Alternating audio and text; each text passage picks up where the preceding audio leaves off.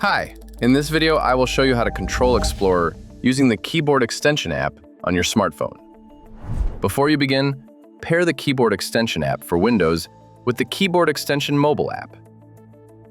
When you open Explorer on your Windows PC, the corresponding widget will automatically turn on your smartphone, but you can create your own widget for this or any other app with different functionality.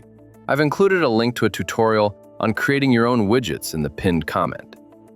I'll now open the folder containing the sample files to demonstrate the widgets functionality. The widgets interface is divided into several sections displaying information about the selected file or folder. If you haven't selected anything with the cursor, information about the entire folder will be displayed. At the top are the name and icon, or a thumbnail of the image if you've selected an image. Below that are options for interacting with the selected item. Further down is information about it: location, creation and modification dates, size, and file owner. Next are the attributes with settings.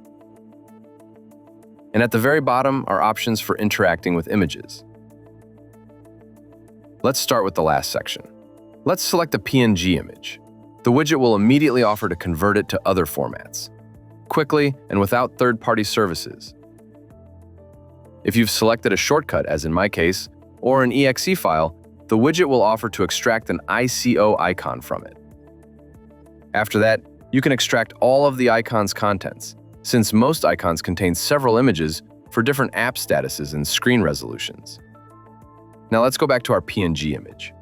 You can copy the path to where it's stored into the address bar. Let's navigate to a different folder to test this out. Paste the copied path and return to our folder. You can also rename any file or folder.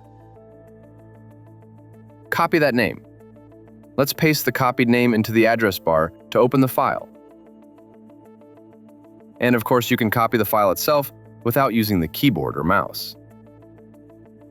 Improve your interaction with Explorer using Keyboard Extension.